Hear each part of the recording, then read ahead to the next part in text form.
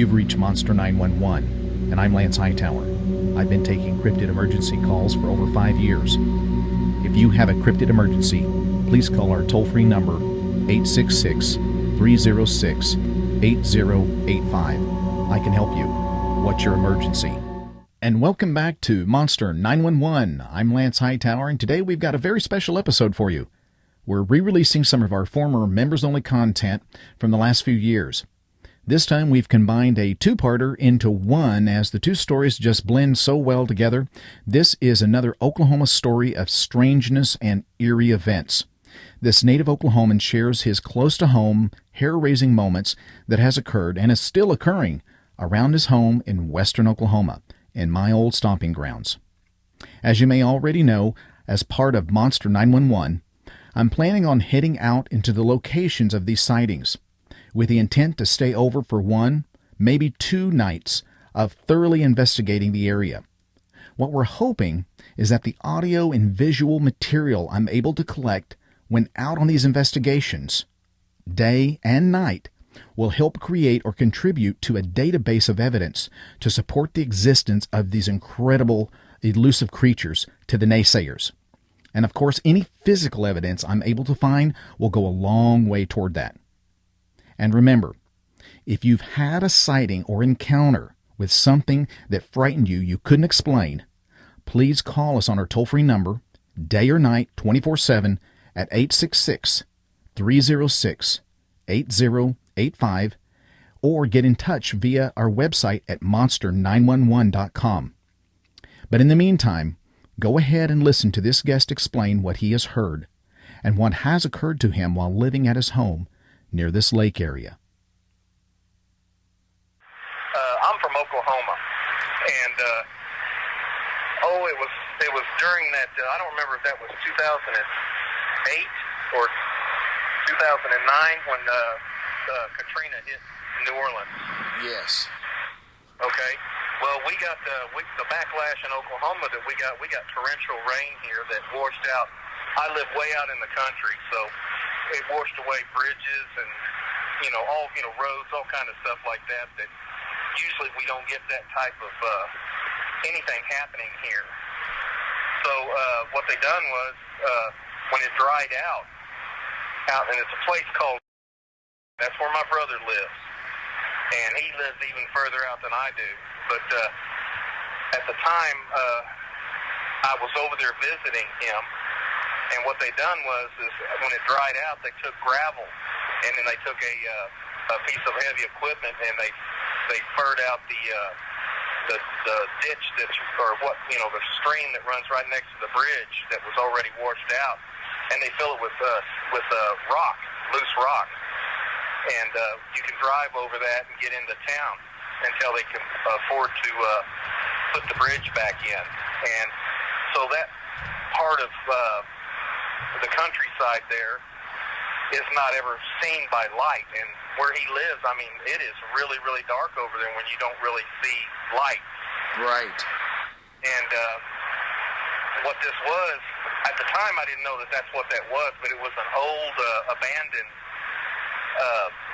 well site. Now, I don't know if you know anything about the well or the oil industry, but what they'll do is they'll go in there and they'll pour a pad down with rock, and they'll cut a road in there, and then after they do whatever they're going to do, like they got different stages of their oil, and sometimes they put some tank batteries in there to separate the oil from the water, and then they'll retrieve the oil and take it and process it and stuff. But in Oklahoma, if they were going to set up something like that, they had to put a 3-foot berm around it according to the Oklahoma mining statute.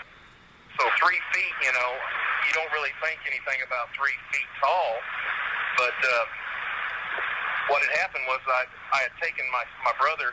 It was about 11 o'clock at night, and I took his daughter and his son and my son, and I had a big old dually, crew cab dually. And as I went down that into that creek, And as I was coming up to the other side, your lights are shining up in the sky. Right.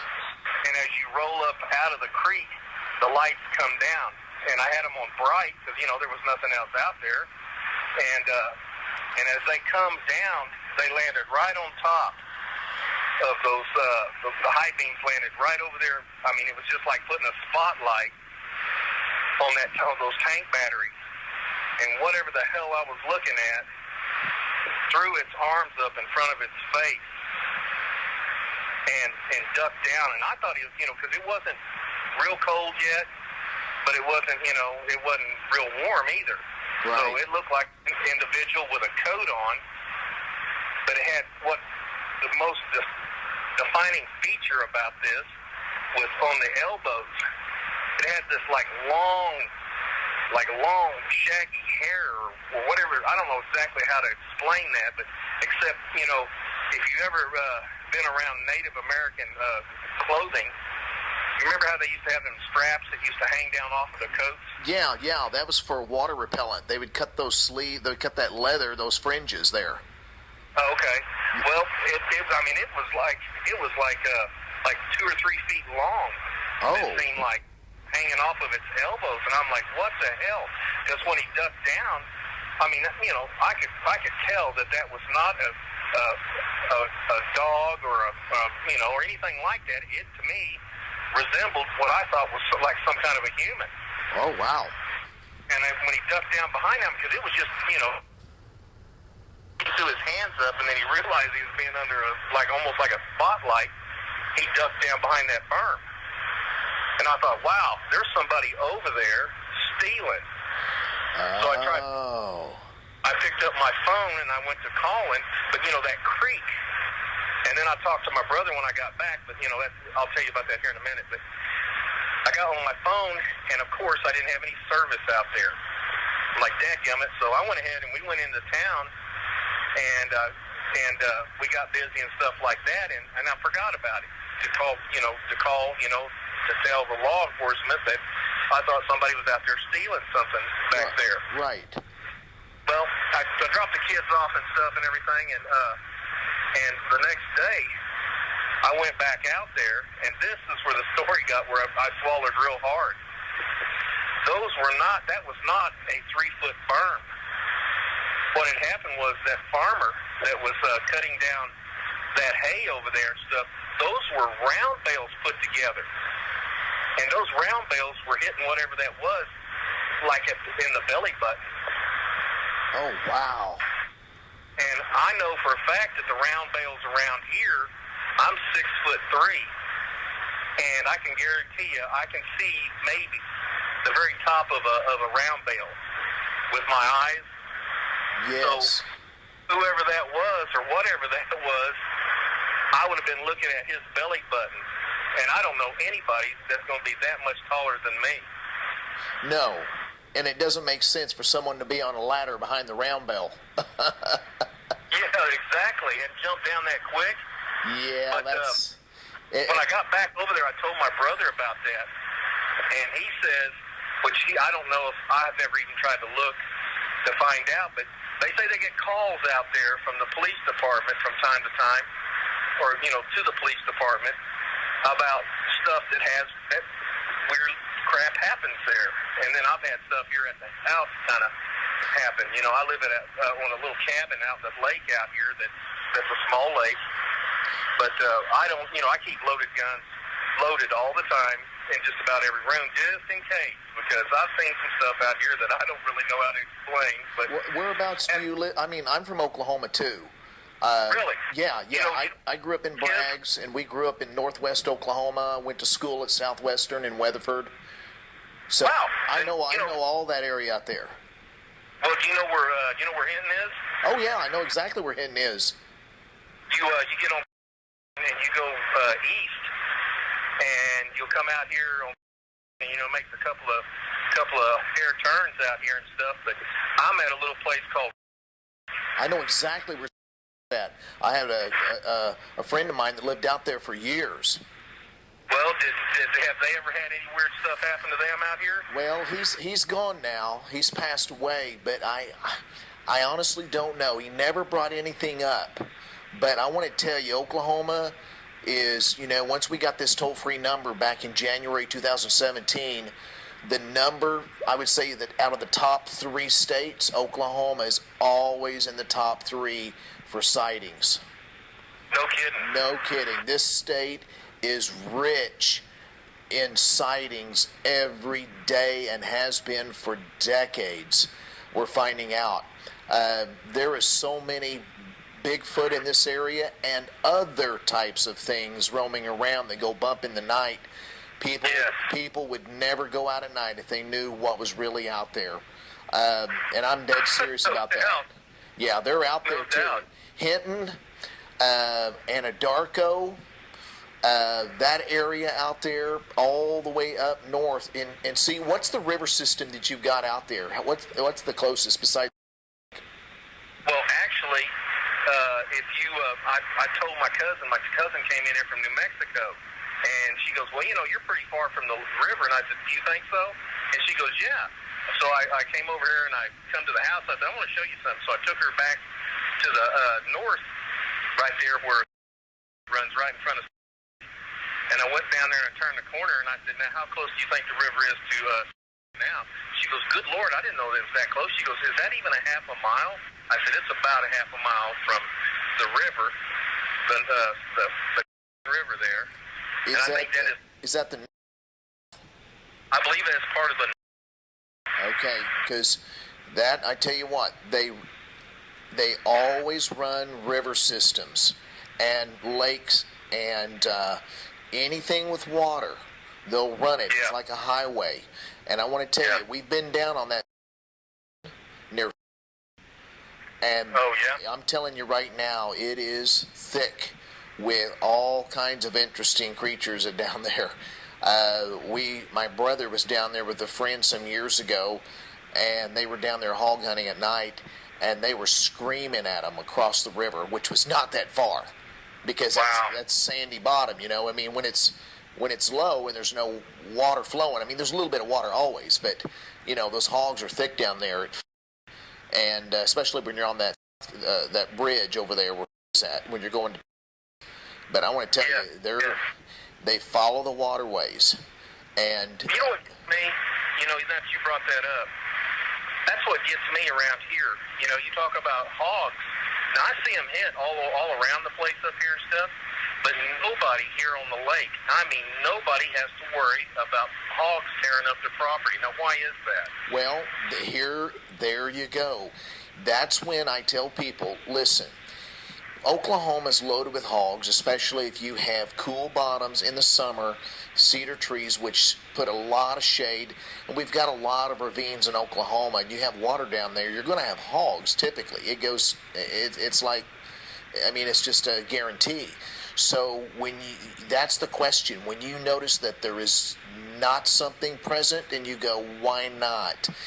Now you're asking the right questions. That's when you start connecting the dots, like I like to tell people. When you start connecting the dots, think about it. What is the most prevalent meat source that's readily available in Oklahoma, just about anywhere where there's water? Is deer and hog. Yes, exactly. So when you notice an area, people will say, yeah, I went to this area for years. It was loaded with deer. They're like flies. And then now, I can't even find one. What's going on? Yeah. That's what coyotes howling too much anymore. They have packs out here, and something will stir them up off in the distance. But as whatever those things are, following or whatever, they follow them until they're like right up here by the house, and you're like, damn, that was several miles off. Them dogs will stop barking, and then they'll start up, but then they're closer again. Yes. And then close, and you're like, wow, what is going on? See, and they like to, they'll mimic the sound of coyotes. Really? Yes, sir. Oh my God. They won't sound like a coyote like we know a coyote. The yipping. It'll sound like a bad coyote that's horsed. And it'll be the same thing with a hoot owl. A lot of, how we hear a hoot owl where it, I would think that there's a big old deep owl that's around here because I hear it all the time. Yeah, it'll be I didn't know that Yeah, it'll be a hoo hoo hoo. It'll be almost a really bad sounding owl, and those are communication with each other. And Oh, great. think about this. If you're out in the woods all the time and you do the typical hunting and survival skills and watching yourself, it's all about survival. And then you have a human being come in, or you're the entertainment. So they're very good observers. They'll watch you. They'll stand. You'll never hear them. You'll never see them. There's also some evidence that their hair patterns and their color will change with the seasons. So, Really? yes, sir. So in the fall, like right now, I don't know if you've noticed any deer around. They've got this really brilliant kind of brown color. And, Yes, and but I don't see any. I don't even see any of them anymore. see, and so again, where you're at, you should be seeing lots of deer. I know. Turkey, all kinds of stuff. I don't see nothing hardly anymore. So that's the thing. You start asking yourself questions like, well, wait a minute, why not? What's going on here? Now, could it be, a disease in the area? I mean, you think of possibilities, okay, well, it's possible. Is there just deer move here and there? They're unpredictable. Is there food sources for deer? Well, yeah, there's food sources. There's water. There's cover. Why not? So when you start asking those questions, then you can start, what else could this be? And that's kind of where, then especially if you have any sightings. Now, does your brother, he lives close by you? Yeah, he lives in, I live in, and he lives over in what they call, in other words, where is? Yes. Where and is what that little town they call, Oh, yeah. okay, well, if you go and you go over those two huge hills, those little, they have a little gas station on one side that's completely out of the business, and then, the other one's out of business now, too. But that is what they call, and then you go south there, like you're going to go to Lake. I've heard of that. And that gets pretty dark and craziness back off in there, especially after dark. Yeah. There's some places in Oklahoma that, I'm telling you, even in the daytime, that'll put the heebie-jeebies on you. Yeah. I had a girlfriend from Texas, and she lived at what they call Little Axe. And she said, well, Oklahoma's so flat over here and stuff. I said, do you really think so? And she goes, yeah. So I said, okay, well, I'm not going to take you all the way over to Red Rock Canyon. I'm just going to take you on this back side of where all that ravine system is. And I took her down these roads, and we went up underneath these where these ledges were. And she goes, my God, you could hide a tractor trailer in here from satellite, couldn't you? And I said, yeah. She goes, I never thought I'd ever see anything like this in Oklahoma. Oh, yeah. Yeah, that's just it. I mean, even people talking about Kansas thinking it's just flat. There are so many deep, dark ravines in Kansas, you wouldn't even, it's crazy. But, I was gonna tell you something, a couple of things that happened here at the place. Yes, please. That's kind of, it's crazy. That's why I have loaded guns all over the house. There was three separate things that's happened here that, I don't even take care of the peaches. I don't even keep the peach trees up anymore because, they one day I have a whole bunch of peaches, and the next thing, every one of me, the very top peaches are gone, all in one day. Well, I got hurt, and I got run over by a big truck, and I'm on disability now, so I'm at home all the time. So, before I worked the night shift, I was always, home during the day, but I was never here at night because I always was off. And I raised my son by myself, so he went to the Army, so I was here by myself. Okay. And one night, they called it for high wind and storms and stuff, so they sent everybody home. So I got in my truck and I come home, and it was a nice night out where I was at. But I backed my truck in over here by the I have a detachable garage over here that's, just like right on the edge of where it gets real dark over here. And I opened the door, and I put my foot on the button down there so the interior light would be off. And it was nice and quiet, but I noticed that there was no bug sounds, nothing. And so I rolled the windows down because it was a beautiful night, and I didn't think anything of it. And I was sitting there playing my video game with the sound off. And to my left, which would be due west from where I was sitting, I was facing the north, back up there. I didn't have my solar lights on back then, so I went and got solar lights because I don't like it being dark over there like that no more. But I was sitting there, and next thing I know, I hear them coyotes barking, like about 4 or 5 of them, maybe even more. A couple of miles, it seemed like. Then there's a big field over here, almost like a full section of that ranch over here. And they stopped, and then after a while, they started up again, but they were closer. And they kept doing that a couple of times. Next thing you know, them dogs seemed like they were right inside the lake, because I'm over here by that property line. And I'm like, what in the world? Well, I'm sitting there, and then all of a sudden I hear this growling, and I'm like, oh, no. So I turned my phone off so that the light wouldn't be showing, and I kind of stuck my head out the door. And I kept hearing this kind of real low grumbling. I'm like, what in the world? And I reached over there, and I turned my phone on, and I called my mom.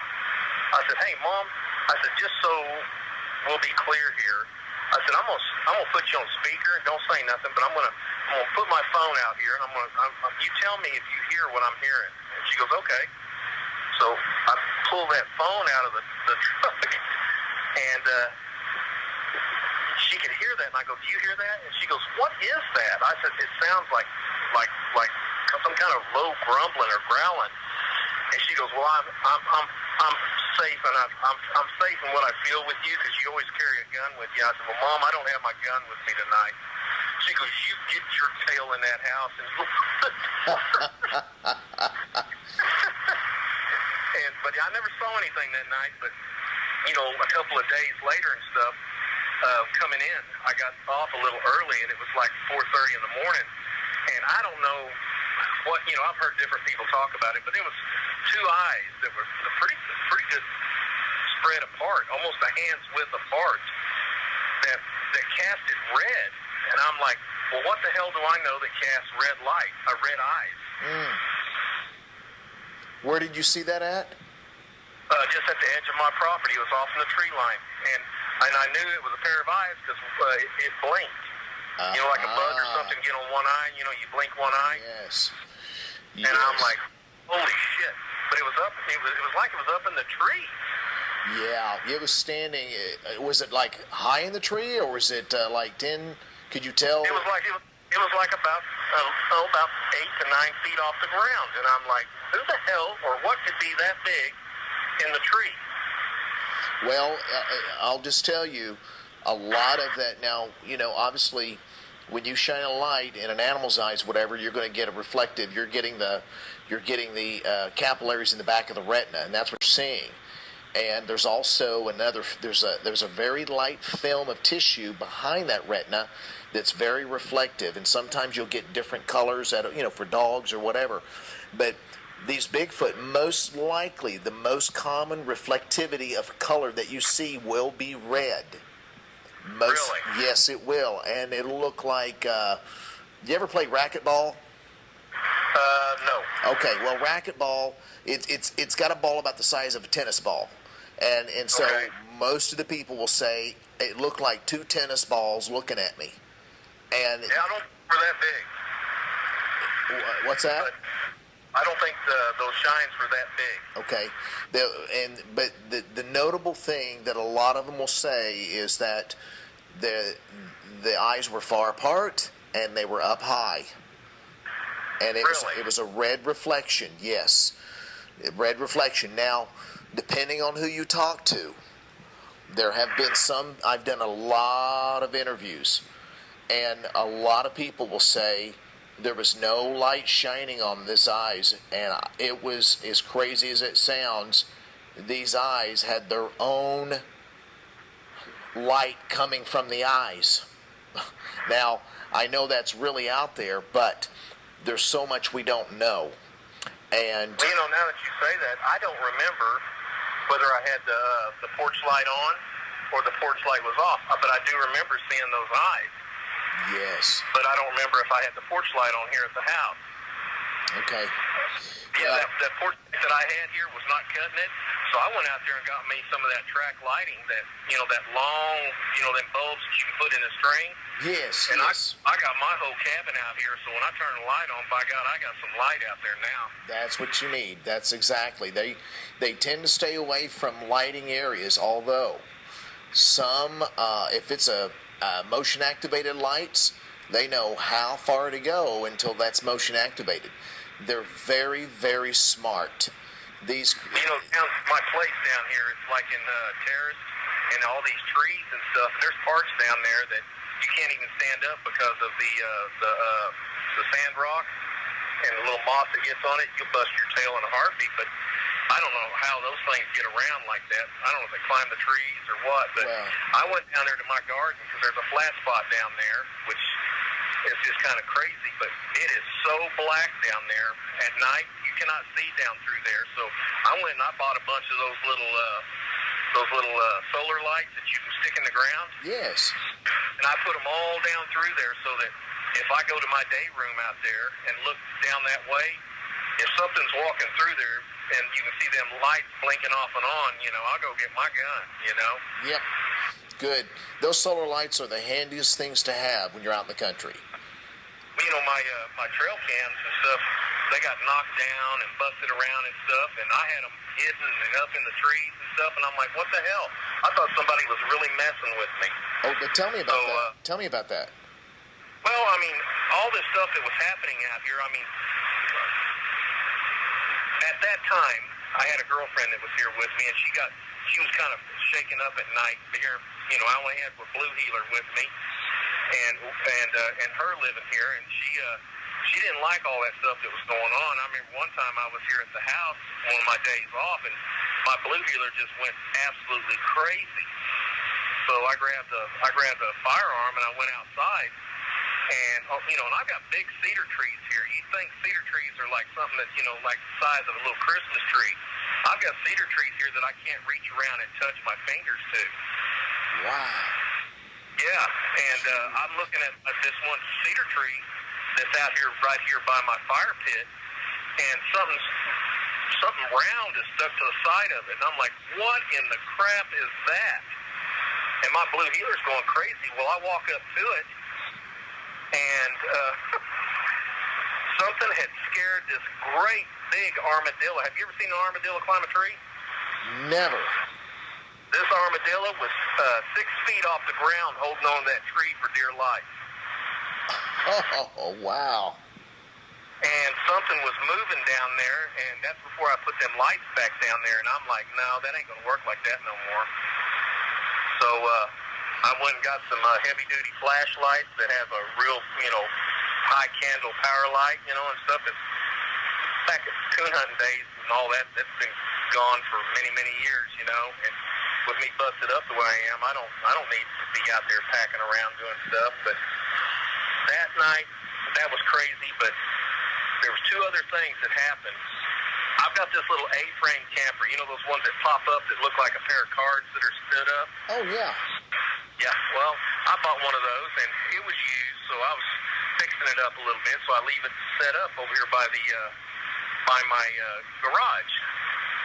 And I got this bed set up in there, because me being 6'3", a lot of those campers, you can't sleep well, so I put a full-size bed in there, and I got this mattress set up, and I was laying in there, and I'm like, oh my God, this is comfortable. Well, my German Shepherd was across on the other side, and something hit that camper so hard that it shook it. She jumped straight up and went to barking. I was just sitting there just shaking, but I carried a gun with me. So I had my 1911, but I don't know what came over me, but I wouldn't go outside. And I don't usually, I'm not a coward of any kind, but that kind of shook me up that night. That put the fear of God into me. But the other time, I have a window right by the kitchen, and I have a chicken coop out there. Well, I don't have any chickens anymore because my chickens kept disappearing. So, I'm sitting here, and I had all the lights out, and I was playing my game, and I dropped my phone, so I picked it up, but when I looked over there, I've got this big old light back here in the backyard, kind of in the backyard, and it casts, kind of a low, that kind of a blue light that they have for, the electric company. They have their own light. Yes. Yes.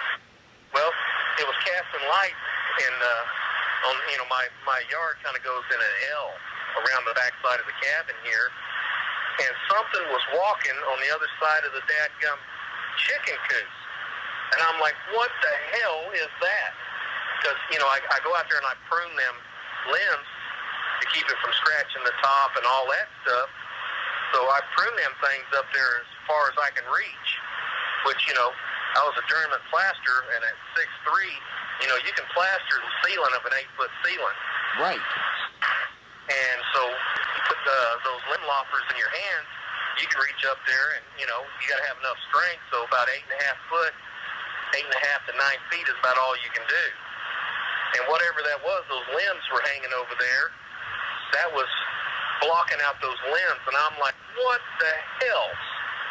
So, just in case things happen, I called a buddy of mine, and I said, I went up to the window, and I was looking out the window. He says, are you going to go out there? And I said, as a young man, I would have probably went out there with a switch. I said, but at 59 years old and busted up, you couldn't give me a bazooka to go out there, buddy. I don't blame you a bit. I don't blame you a bit. But this is my last stand in here, so that, I've got loaded guns in every room. Yeah, so, that's, perfect. That's what I would have for sure. Now, you spoke about some cameras that were torn off. Can you go into that a little bit?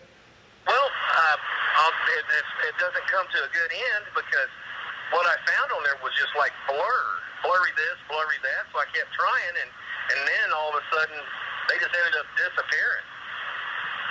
And I had 2 of them, and they were camouflaged and all that stuff, and I'm like, so I really thought somebody was screwing with me. They don't do a lot of stealing out here. I caught some guys trying to break into my neighbor's house one time, but when they saw a rifle, man, they had to run it, Right.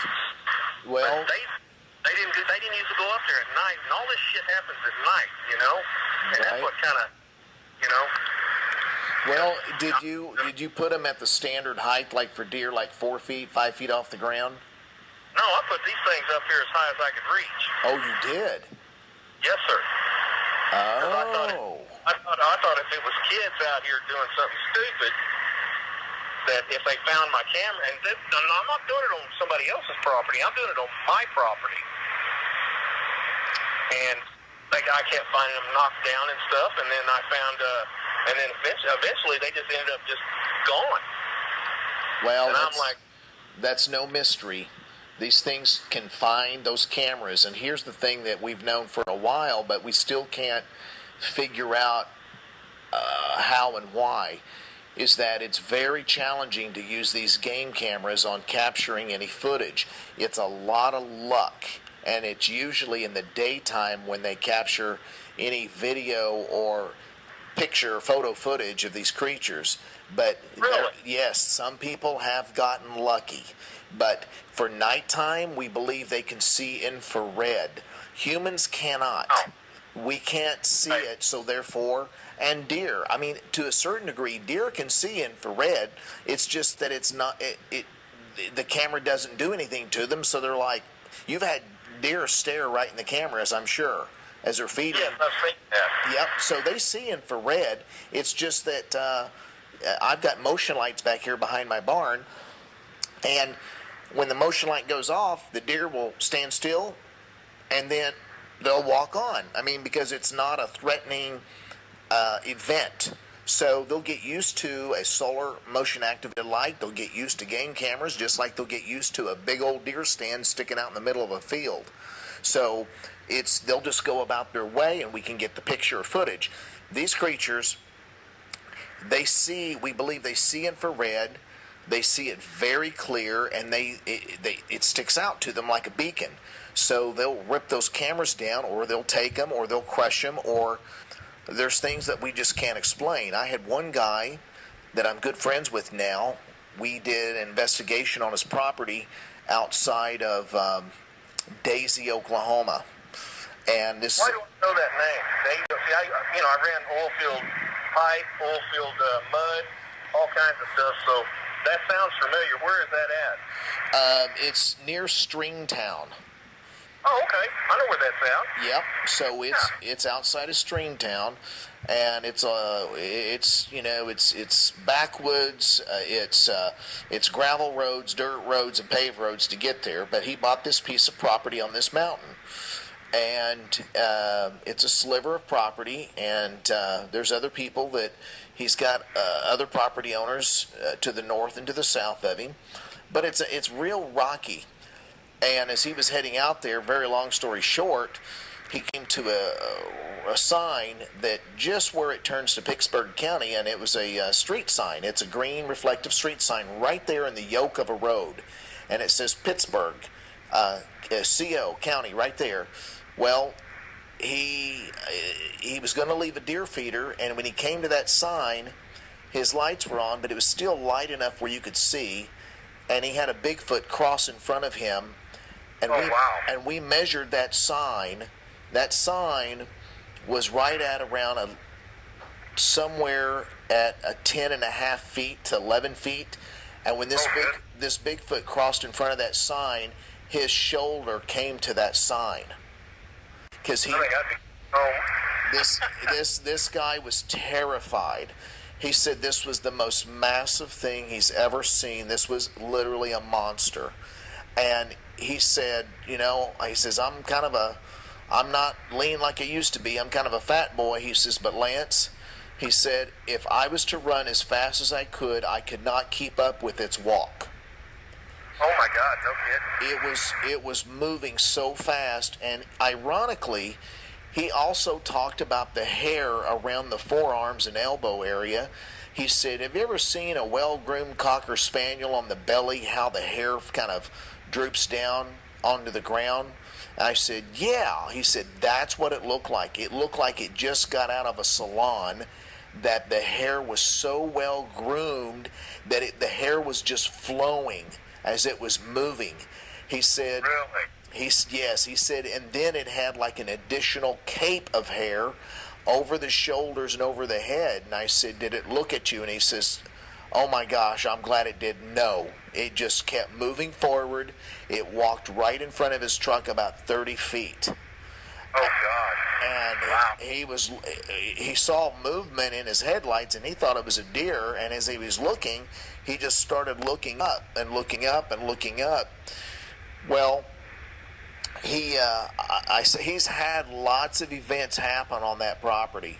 Some weird stuff. There's a neighbor building a cabin by himself coming out of Dallas on the weekends, and the neighbor came to him and said, are you having anybody doing any stuff that messing with your place or anything? He says, well, I don't have anything yet. What's going on? He says, well, I've got these blocks that I'm cutting.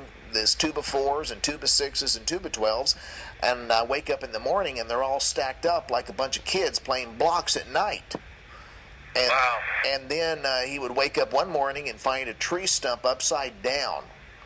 Right. Now, see, I heard it was a bad sign. Is that a bad sign? Well, it must be, because not too long after that, the gentleman that I was talking with, his name's JC, he went over there and he said, I'm going to go up that mountain and talk to my neighbor. He goes up there, and he told the neighbor I was telling him to tell his neighbor to put some cameras. So his neighbor did. He put some cameras on the corners under the soffit area, and about a week later he went there. His neighbor had packed up and moved. No kid? Yep, he left. Never came back. I got a question for you before you go any further with that, because that reminded me of something that happened up here. Do these things, you told me, because I had a big old light that you're talking about that for movement, and it was solar powered, and it got destroyed out here, but that's not what I was wanting to ask you about. The two things. one time something happened out here, me and my sons, and I'll never forget it because I used to train and break horses, and a way a mare smells when she's like in heat, it was, that kind of, but it didn't have the sweet smell to it. It was a real musky smell. Do these things got a real musky type of smell to them? Yes, they can. It just depends.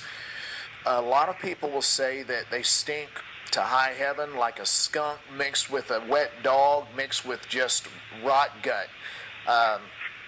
Other people will say it is a musky odor, a smell like a 10-day-old dog that's been rolling in some just a musky type of smell, like an oily smell of some sort. But yes, the odor is a very common feature that a lot of people won't get why they can't pinpoint where it's coming from.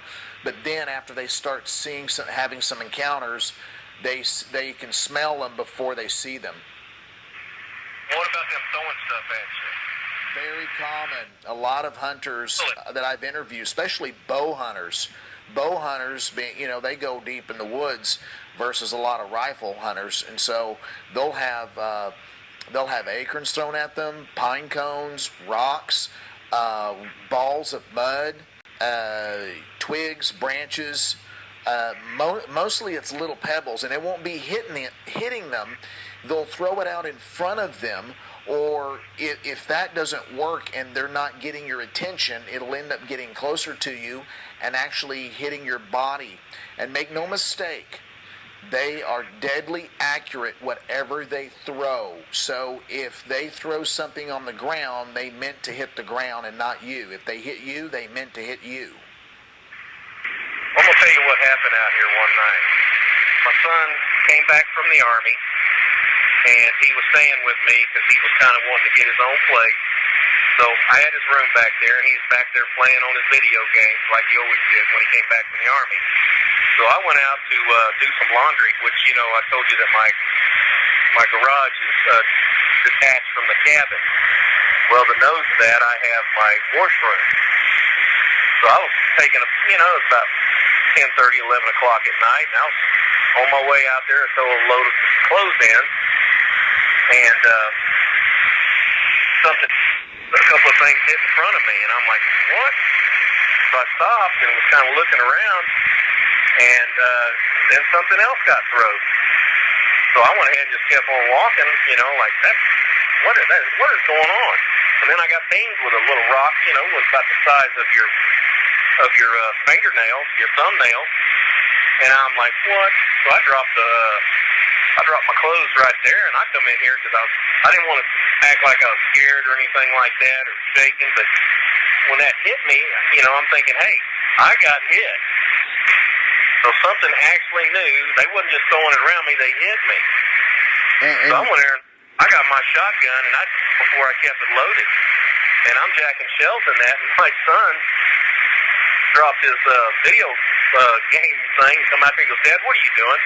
I said, I don't know what the hell's going on, but I'm going back out there with a shotgun. And he goes, what's going on, Dad? I said, somebody's binging me with stuff, and the color just left his face. And he says, Dad, I'm going to go out there. He goes, don't go out there shooting nothing. And I'm why? He goes, has anything ever happened bad out here? And I'm like, well, no, not really. Why? He goes, what do you think would happen if you shot something? Do you think that would escalate things out here? Do I think so? No, that's what he told me. Oh, well, you know what? I like the way he's thinking because that's the way you have to think. So well, that's because this story has a little twist to it. Now I know why all the color left his face. He said that, he would have to get up real early in the morning, and this lake is a kind of a private lake, so the school bus doesn't come over here and come in here and pick up everybody like you do in residential areas and stuff. They go out there to the front of the lake, because we've got gates up there, and all the kids have to meet up there and go get on the bus and go to school. Well, he has to get from the backside of the lake all the way up there. Well, I started him on a four-wheeler and in a poncho, and that didn't work, so I had a had an old Pathfinder here that was, an old one, an 87, but it still ran. And it had problems because I had a flat one night, and it tore all the inside fender and all that stuff, and tore all the electrical out of it. Made a real mess of it, so that, long story short, if you didn't take the battery loose, you'd run the battery down because the lights and stuff didn't work or respond like they're supposed to. Okay. So he didn't take the battery post loose one night, and so he had to get up and go get the charger and all that stuff, and he said he was out here smelling that musty smell and kept getting hit with stuff. That's when he said that he started telling me about somebody throwing stuff at you. I said, yeah. He goes, Dad, please don't shoot nothing, okay? So that's yeah. Well, here's the thing. I mean, I'm in the process of actually writing a book about things like this for people that's never had a close encounter and those people that have had an encounter. That's cool. Yeah, I've done a lot of interviews, and my brothers and I, we've gone out on investigations and talked to dozens of people all across Oklahoma, and talked to them online. We've gone to people's homes, property, and the thing of it is that ultimately what we're dealing with is not something that's an animal. Because animals are not self-aware. They're born, they eat, they poop, they drink, they mate, and the life cycle starts all over again, right? They know how to hunt instinctively. God put it inside their DNA. But these are more than that. These are a being. These are a being that's self-aware. They recognize that they are alive. They have thoughts. They have their own language. They have a clan or a group. They probably have like an alpha male or alpha female. They have young. They protect their young. They protect the females.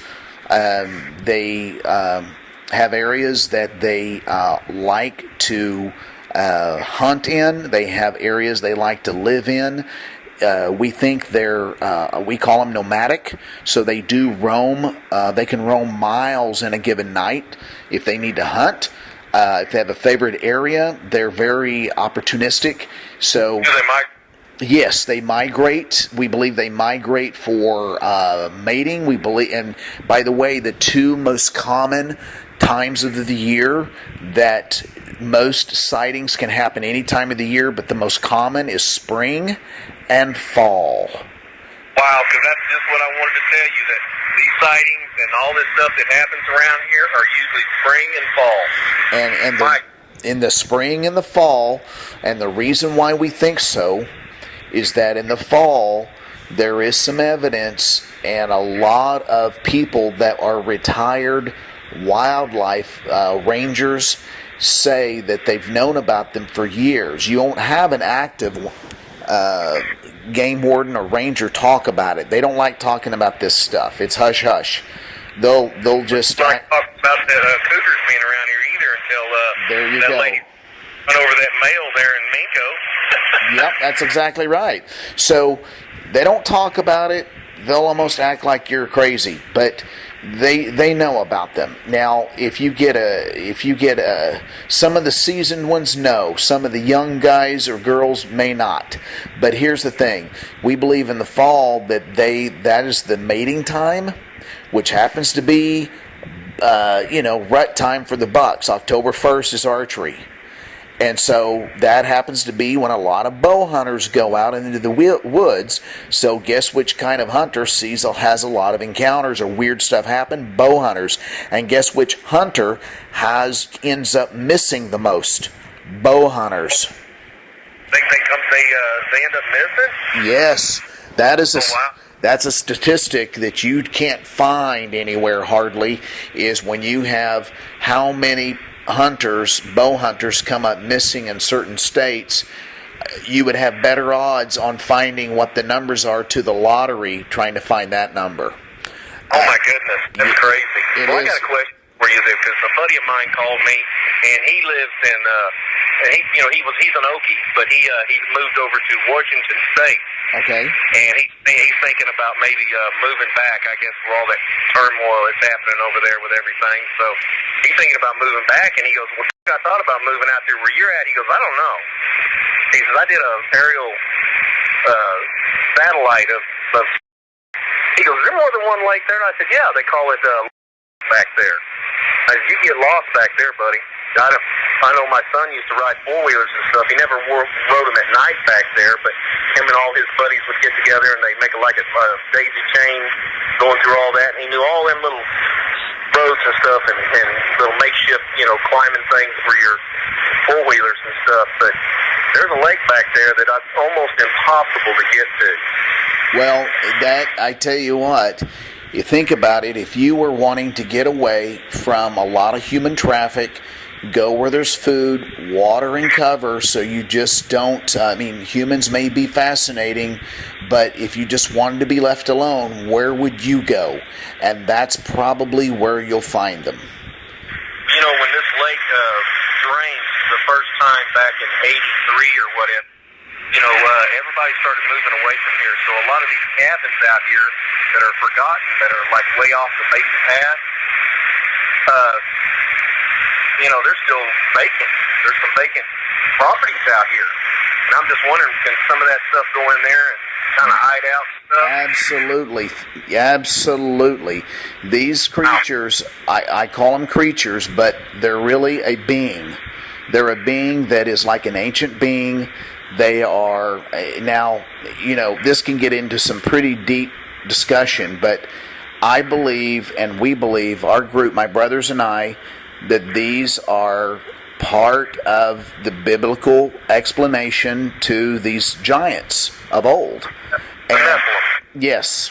And I've often wanted to say where these, because, they talk about that stuff about, there was a mighty man for God that killed a couple of animals or things like what you're talking about. They had the lion head, but they had the body of man. And I'm like, well, if that states that in the Bible, who knows what's out here? Well, and there lies another thing, another prevalent creature. Like I said earlier, Bigfoot is kind of old hat in Oklahoma. He's here well and alive, and it is my estimate there are hundreds and hundreds and hundreds in Oklahoma. But here's another thing. There's another creature on the scene that's been here decades, and the Native Americans knew about it, but it didn't really come on the scene with a lot of sightings until about 10 years ago, and that's this dogman creature. And what they call in Germany, they called it, when they first came over here, Swayu? Yeah. Yes. Yep. And basically, one guy on our team saw one out in Cimarron County. He's a professional. Oh, man, really?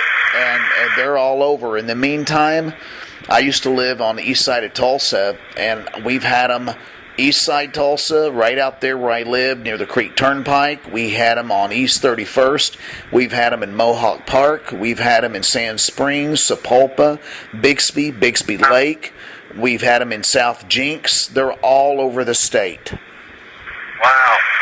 And these that's crazy. That's absolutely crazy. It is crazy. It's very surreal to even talk about this because, you kind of, I thought about this. I'm a healthcare provider, and so I'm heavy in the sciences. This stuff shouldn't exist. That should just be in the movies.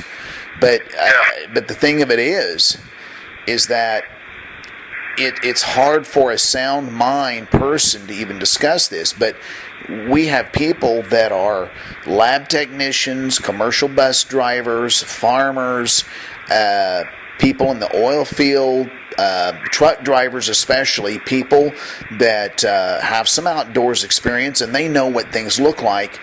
And when things are out of place, they've seen these creatures up and down the highways and byways, not only of highways, but again near waterways. And that's the key feature here. These creatures follow waterways.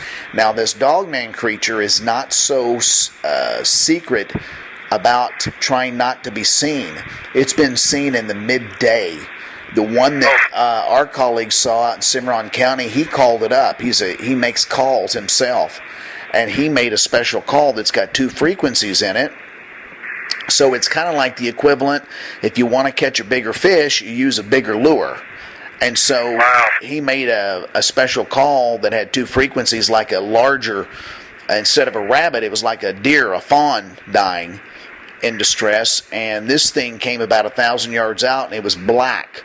And it got to about 400 meters, and then it stood up and started walking around. Oh, good. And, yeah, that's what he said. He normally has a buddy with him, but his buddy wasn't there. He just had knee replacement, so he was worthless trying to run, and he didn't have the right gun. But his scope that he was using was a military-grade scope, and he doped it in, and he could tell the width and the height. And it was about 4 to 4.5 feet across at the shoulders, and it was about 7.5 feet in height, and it weighed about 5 to 550 pounds. You can't drop that with a rifle. I mean, what do you do then? Well, that's what his dilemma. And meet your maker? What? Well, that was his dilemma. That was his dilemma. Is he took the wrong gun. He was coyote hunting. He didn't think he was going to be, shooting at a canine 500 pounds. So, you're only legal to have 1 in the chamber and 4 in the magazine. So he said, I don't know what's going on here, but he got scared for the first time, so he reached down and put a 20-round mag in, and he said the only hope he would have had is if it caught wind of him or came to him, he'd have to, at about 100 yards, he'd just have to unload in the head. What was he carrying, an AR? Yeah, it was a 223 Bushmaster. He's one of those guys that's got like 1 million guns, and so he just chose this one. It was a stand that he had been on to hunt big coyotes, like 60, 70-pound coyotes, and it was a washed out river bottom. Yeah. And so now he hunts with custom. He made me one, but it's called a super improved. It's a 243 running at about 4,000 feet a second. I wish I hadn't sold my 7mm now. I had a 7mm mag, and I sold it to my buddy because he needed it. And I'm thinking, man, I sure wish I'd have kept that. I've got some, I got some stuff that, that mid-range stuff that, yeah, I don't know. I think I'd like to go ahead and give me a bigger rifle now again. Well, exactly. And, there's 2 ways to look at this. You can get a rifle that's packing a wallop, like if you get a Marlin 4570 that they've got nowadays, that you can improve the, foot-pounds of energy on that is quite a bit. Or what I carry when I go out is a 458 SOCOM. Oh, yeah. And then for my pistol is a 500 Smith & Wesson with bare loads. No kidding? Yep. I don't mess around when I'm going out. So you think that if I actually took my 1911 out there, if something jumped me, if I shot him with that, probably pissed him off? You'd have pissed him off. That's probably good. Took my son's advice. Well, and here's that. Your son was right. I mean, that's very, very smart thinking on his part, because that's the problem. Is that, think about this. You shoot. Think about it. Just view this for a second. I'm not saying they're human, but let's just say for a second, someone injures a family member of yours. So someone injures a family member of yours. How would you feel? Yeah, I'd want to get even. Yeah, and here's the problem. They know where you live. Yeah, ain't that the truth? And so the other problem is that, do I think that they have been responsible for missing persons? Yes. And that's terrifying. It is terrifying, and it's not fun and pleasant to think about, but I've done a lot of reading with the David Politis, 911, missing 911, and there is a cluster. There's clusters all over the United States, and there's one cluster that is in southeast Oklahoma, and but they happen all over. Now, I've not heard of that happening a lot of places in Oklahoma, but we don't know. That's the whole thing. What part of southeast Oklahoma are we talking about? We're talking over there near the Arkansas line, over there by the National Forest, the Ouachita. Oh, okay. Yeah. All right. There's clusters. I mean, I'm sorry for those people, but that's a long way from here, and I'm kind of glad of that. Right. But, you know, the thing of it is, a lot of people, anytime you start connecting the dots with everything you've had, you've got a lot of stuff. I mean, missing fruit that's, 15 feet up in the tree. Come on. Yeah, and there's not even a blade of grass broken over.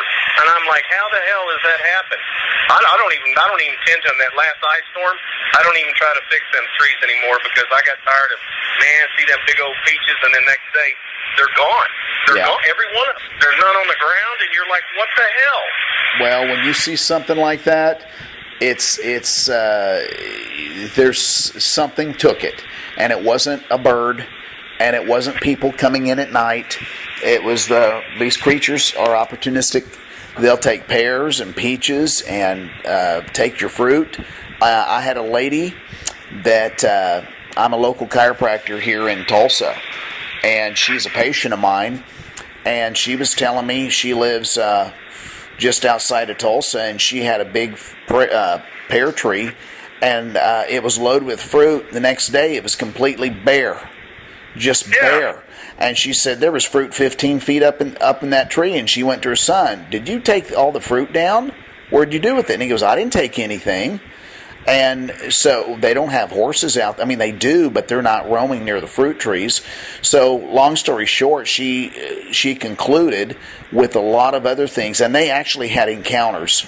They saw these Bigfoot roaming around their property. So and I just said, "Well, you had one visit your pear tree," and I said, "It's just, it's just like a Luby's buffet. There's fruit, there's no fence. I'm going to take it. I'm hungry." Yeah. So. Well, I understand. There's a lady back here. When her husband was alive, they used to do a little bit of them drugs and stuff, so I just stayed away from them. I told them when their kid used to come over to visit my kid, I said, "I don't want that kid on the place. I want you to stay away." I called them dopers, so we'll just call her the doper lady back there. Well, this new Love's over here off of I-40 there at Radio Road there in El Reno. She's working there now. And she works them wild hours. So she'll come home like about 4:30 in the morning. And my brother met her someplace, saw her, and he goes, "Don't you live over there by my brother?" And she goes, "Yes, I do. That's real grumpy." And my brother goes, "That sounds like my brother." But he goes, "I got a question for you." He goes, "Have you ever seen anything crazy or anything crazy happen to you back off out there where you live?" And she goes, "Why do you ask that?" And he goes, "Oh, I'm just kind of curious." He goes, "My brother claims that this and that, and I think I just need some validity to what he's saying." And so she started telling him about some stuff that's happened to her coming home at night. And something was in her yard one night, trying to get at her pit bull that was in a cage. Them cages with a top on them and stuff. Oh, yeah. And was trying to get at that pit bull, and it jumped over the fence and stuff and ran off. And she said she couldn't tell because the way it ran off, it looked like it wanted to run up right, but it kind of ran like it still had its hands on the ground a little bit. But she couldn't tell what that was. And I'm like, that's kind of a weird way of talking, kind of wanting to get up and run on your legs, but use your hands to kind of run too. Well, here, let me tell you something here, and I could keep going on. So just tell me to stop, because I've studied this. I've done probably about 1,000 interviews, and so here's the thing. They can move just as fast and comfortable on all fours as they can on two legs. Really? Yes, sir. If you want to hear a bizarre, true account, I remember it happened in October of 2000 and I think it was October 2017, and if you get on one of our YouTube shows, episode 24. Episode 24, the Ohio Bigfoot attack and Fed cover-up. That gentleman is a cousin. him and another cousin were out fishing in an Ohio reservoir during the day, bass fishing around an island. And long story short, they were attacked by a Bigfoot. They pulled their boat up because the cousin thought the other cousin was throwing rocks at him. Come on. And he told him to stop it. And it went on, and he says, I'm not throwing anything at you. So this went on, and finally he saw something black up around the island. And he thought, so he told his cousin, he goes, let's go up there, and I want to go up there and tell that guy to stop it. So they got up on the bank, and he had a handful of rocks, and he threw it up on the tree, and that was an act of aggression. And this Bigfoot came out and stepped out, and it was like painting a plyboard black, and it stood there and just screamed at them, and the fight was on. And that Bigfoot had ran so fast up to that one cousin that threw the rocks, hit him in the chest, knocked him in the water, punctured a lung, he knocked him about 15 feet back. Wow. And so you can listen to that episode. If you go to YouTube on our channel, and our channel name, if you type in the search bar, Dogman, and then the next word Sasquatch, and then the next word Oklahoma, and Encounters. Okay. Dogman, Sasquatch, Oklahoma Encounters. It'll come up with a picture of kind of an eerie-looking state of Oklahoma. And when you type that in, you just find episode 24, and you play that. 24. I'll do that. And I'm glad you called me back, though. I really do appreciate that because, I haven't, I told my family. I don't usually tell a lot of people because they look at you like you're some kind of freak or something, like, you're lying to them. So you get so tired of them looks, you don't even bring it up. But, my family and stuff, they know that I don't do a lot of that lying for nothing, Well, and that's the thing is that, everybody has an email and text, but when we started this channel, I wanted a toll-free number because I just felt, not everybody knows how to do an email, but they know how to dial a phone number. And they do. And I just felt that there was a lot of people that, there's a lot of these shows that are out there, but we really we knew as Oklahomans, there was a lot of Oklahomans that had experiences. And so we had a lot of people call us from Oklahoma, and because who do you talk to? A lot of people, they say, well, I'm getting these eye rolls from the family, and then I told a local cop, and he thinks I'm crazy. So laugh at you. What's that? I said, if you tell law enforcement about that, they'll laugh at you. Of course, and that's just it. So there's really no safe environment. We've had our own experiences, so we're like, hey, we believe you. Just tell us what happened. Because every time we hear of an experience or an encounter that someone had, we learned a little bit more what these things can do. I just talked to two brothers-in-law just maybe a couple weeks ago, and they were down on the where the river and the what was it, lake the river meet, and they have some deer hunting property, and they've been having encounter things being thrown at them for years, and they had no clue what it was until one evening. They had, those deer stands back in the day before they were aluminum, they had angle iron. Yes. People would make them, and they were just heavier as all get out, right? And it takes two of you to put them up, or you used to. Yes. And when you get one up and you latch it and you ratchet it down, it's not coming down.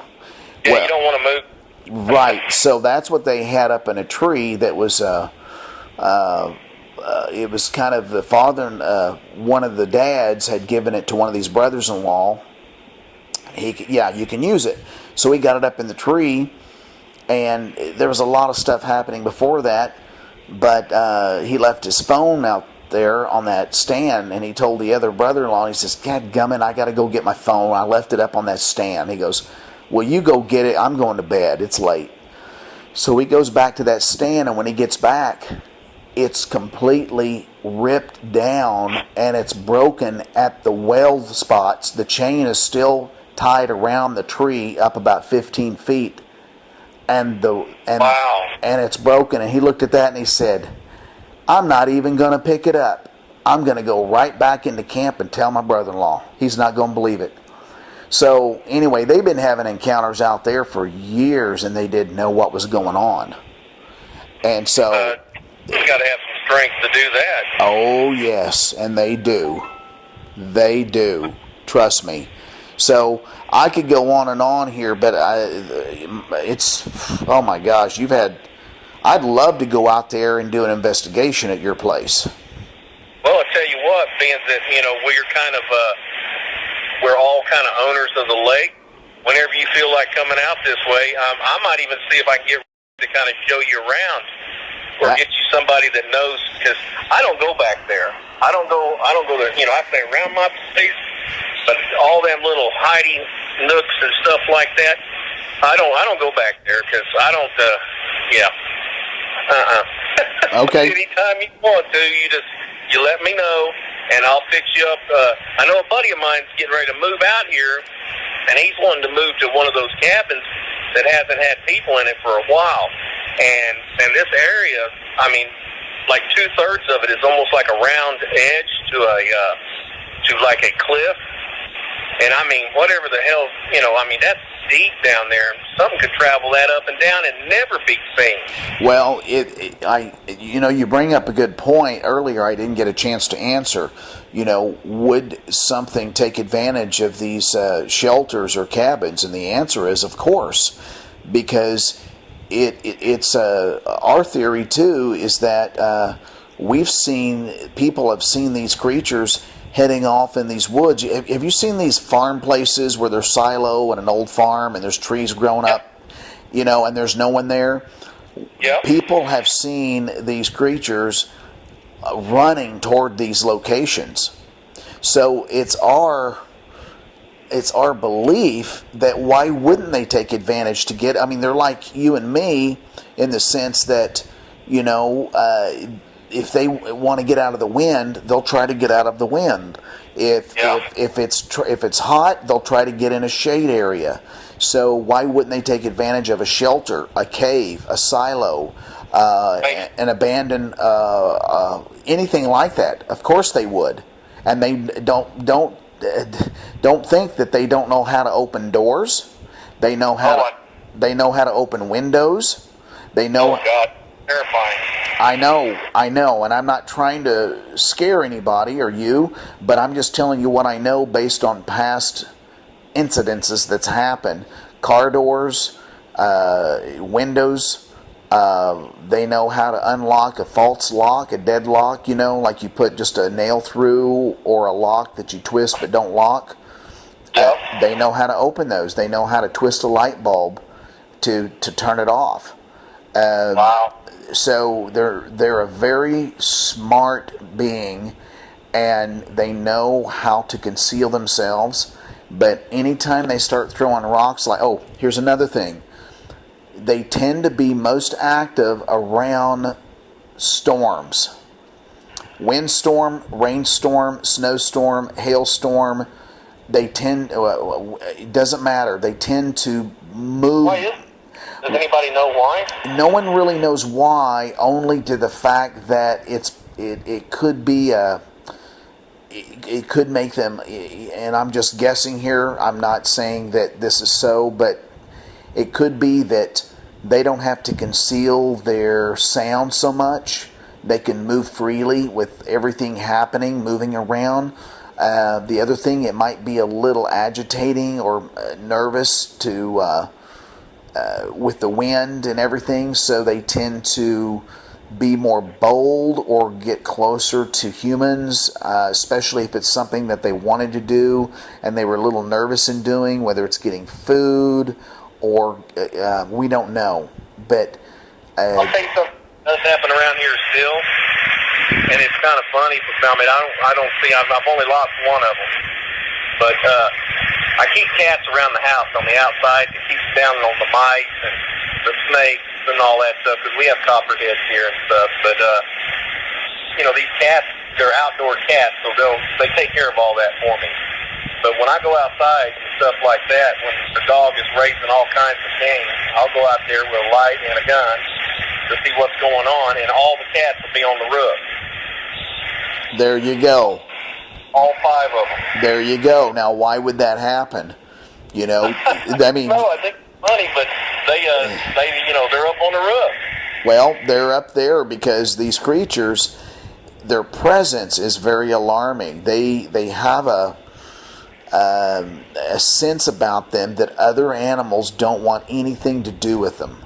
They're not... Well, my blue heeler was like that. My blue heeler, before I got this German Shepherd, you know, he passed away, but he was a good dog. But that day that I was out there trying to help my son with that, he left the battery out again one day and was trying to charge it. It was after dark, and we smelled that horrible smell, and there was no bug sounding or nothing. That blue heeler, my girlfriend let him out, and he run out there, and he stopped after about 50 yards, and I mean spun around and was trying to dig his way back into the house. There you go. And see, like, what? animal behavior, and that's why it's really good to have animals around, especially pets, because you can get a sense if something's not right, but they can really sense it before you can. So dogs are great detectors. Cats, if you just start noticing behavior that's not normal, that you've not seen before, and it happens, take note. Something's going on. They're close by. There you go. Well, like I said, you know, I know I kept you on quite a while, but no, that's fine. Out here, and you ever want to go run around out here? Yes. I won't. Yes, but I'll see if one of these other people will go with you. But I ain't going back there. I can guarantee you that. Okay. But there's a lot of places out here that, man, you could just have a time. You know, just pick a trail and go whatever. You know, maybe tie a ribbon or something in a tree or something so you can get your way back. But I can tell you, or I can have somebody show you, like the trails that they go through and stuff, you know, with four-wheelers. And I guess the big thing now is side by side. Right. So they got, you can look on a aerial map, like a satellite map of lake, and you can see that second lake back there. Okay. I'll take a look at it. And if you ever come across any prints or tracks, be sure and try to take a picture and put something down beside it to get a reference. If you can put a tape measure, and better yet, if you get any kind of casting material, Hobby Lobby, you might want to keep that around. Well, I got a bag of plaster of Paris out there because I use it to make my forges so that I can melt my aluminum and stuff. Oh, perfect. So I have a big old bag of that out there. Okay, perfect. That's what you need. So if you ever come across any prints or anything, get it.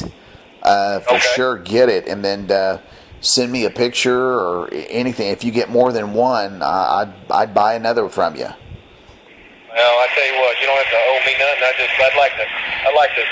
What I'd like to do is I wish they'd just go around the lake and just leave us be. But, you know, I don't see that happening. Well, the only way that you can do is, you know, not make it where they've probably been in that area for years. And so what you have to do is brush away from the house as much as possible where they don't have any access to any corner of the house. They got to work at it. And then you put lights all the way around the house. I mean... Well, you know what? I think that's a pretty good idea because there's two sides of my house that don't have light on it. There you go. I'm going to put lights on that then. Yeah, you want to light it up like an airport. There you go. And you know that light I was telling you about that got all crunched up out there? You know, it's the weirdest thing because I had it shining down there on the garden before I put them little lights down there. And I'd come over there like, what in the world? It'd be on all of a sudden. But it would be pointing up at the sky. Uh-huh. Like, how does that work? So I'd turn it down and I'd set it up until after a while it just got tore all to pieces. And I'm like, how in the hell does that work? Well, what they're doing is they pushed it out of their way so that you wouldn't see them. And then when you kept putting it back down, you weren't getting the hint, so they just had to destroy it. And that's. I think so. I mean, it sounds stupid, but I think that's very logical. If they throw pebbles at you, that's saying, "Hey, you've come close enough. Just back away." Yeah. So I want to thank you for speaking with me. You bet, sir. Well, I'm glad that you took the time to call me back. I do appreciate that. Absolutely, and I'll keep your number close by because I don't go out there that often, but I may want to visit some more about anything. If there's anything strange going on, you call me anytime. Okay, and like I said, if you ever plan a trip out here and you got all these sites to hit, we'll include this one, and I'll let you come out here and just, like I said, it's kind of different out here. I mean, it's kind of you got some older homes, and then you got some that people just walked off and left. And you wonder too, to a certain degree, why did they just walk off? I mean, I know things can happen domestically, and people lose jobs, and the market can crash, and all that can happen, and those are unfortunate, very common things that do happen. But you just wonder with what's been going on with you, how much has been going on with other people that's been going on for decades out there, and they just said, "I'm leaving." Yeah, that's where I told you about the Doper woman. They got that house pretty cheap for some reason. I'm just like, how in the world did that happen? Yeah. See, that's just it. When something looks too good to be true, right, and you go, what's wrong? What's wrong with the property? You always think, what else is going on? What else is going on? And a lot of people will never connect the dots until they start having things happen. And even then, you can have things going on for weeks, months, or years and never connect the dots. Just like those brothers-in-law. He said that went on for 5 to 7 years before finally they saw one of them. Then all of it rushed in and made sense. Yeah, I've been out here for 16 years. I brought this, I learned how to ski on this lake in '77, but I started living out here in 2006. And when I got my son in 2007, and I put him in school out here and stuff, and him and I stayed out here by ourselves for a long time. But I like it out here. It's just that when that stuff happens in the spring and the fall, I got a burn pit out here that I keep going all the time, and I always throw stuff on there that smokes up real good so that, a lot of animals don't like that smell of that rich smoke, when you just smoke up those.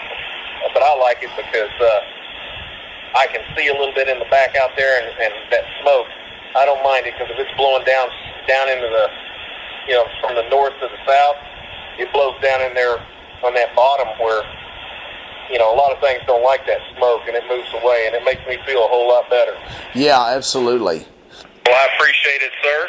Yes, you're welcome. I appreciate you calling me back, and call me anytime you want. And if I got questions, guess what? I'm gonna be calling you. Yep, call me anytime. Again, I'm Lance Hightower, and you can call this number. And then if I don't answer immediately, I will get back to you as soon as I get a chance. All right, brother. I appreciate it. You're very welcome. You take care and get some rest. I appreciate your time.